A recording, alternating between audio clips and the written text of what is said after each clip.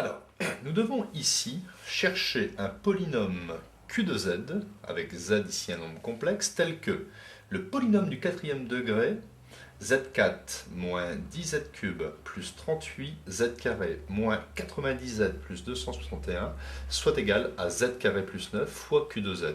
En fait, nous cherchons à factoriser ce polynôme en un produit de deux facteurs.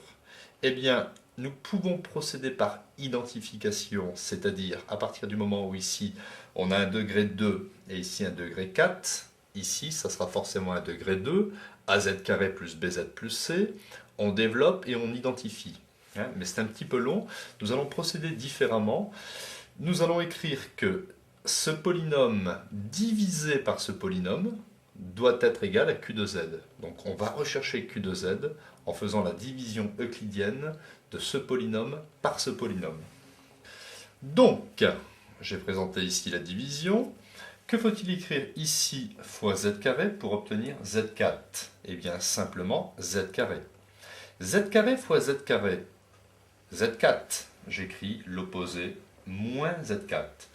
Z carré fois plus 9, plus 9 z carré, j'écris l'opposé moins 9 z carré. Je tire un trait, j'additionne. Z4 moins Z4, 0. Ici, il me reste moins 10Z cube. Et j'additionne ici 38 moins 9.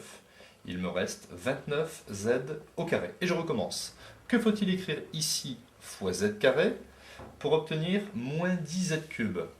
Eh bien, simplement, moins 10Z. Moins 10Z fois Z carré, ça fait moins 10Z cube. J'écris l'opposé, plus 10 z cube. Moins 10z fois 9, moins 90z, j'écris plus 90z.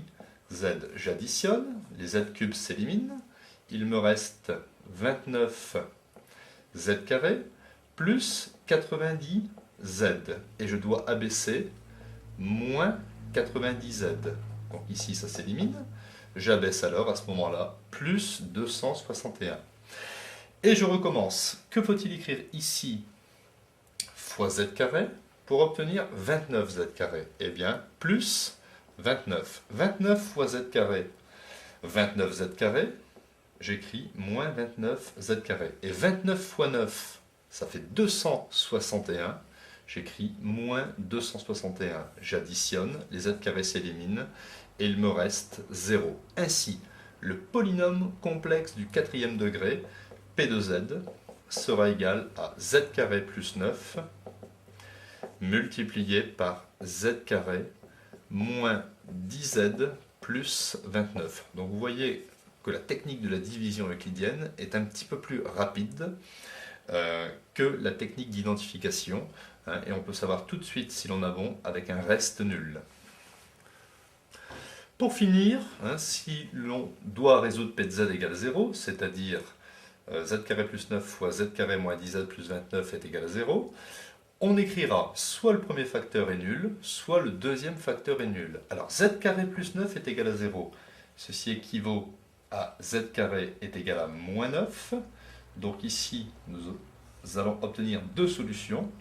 Z1 est égal à plus i racine de 9, c'est-à-dire 3i. Et z2 est égal à moins i racine de 9, c'est-à-dire moins 3i. Ici, il faut faire le delta. Donc petit a c'est 1, petit b c'est moins 10 et petit c c'est 29. Le delta est égal à b carré, donc 100, moins 4 fois 1 fois 29, moins 4 fois 29. Delta est égal à 100, 4 fois 29 est égal à, donc 29 et 29 ça fait 58, 58 fois 2 ça fait 116. Donc 100 moins 116 est égal à moins 16. Le delta est négatif, donc cette équation admet deux solutions complexes conjuguées. Alors, la première solution, Z1, c'est égal à moins B, c'est-à-dire 10, plus I racine de moins delta, donc 16, sur 2 est égal à 10, plus 4i sur 2, c'est-à-dire 10 sur 2, ça fait 5, 4 sur 2, ça fait 2, donc 5 plus 2i. La solution Z2 est égale au conjugué de Z1, c'est-à-dire 5 moins 2i. En conclusion, l'équation du quatrième degré p de z égale 0 admet pour solution les quatre complexes 3i moins 3i, 5 plus 2i, et au final 5 moins 2i. Cela signifie par exemple que si l'on remplace z par 5 plus 2i dans cette expression, eh bien le produit est égal à 0.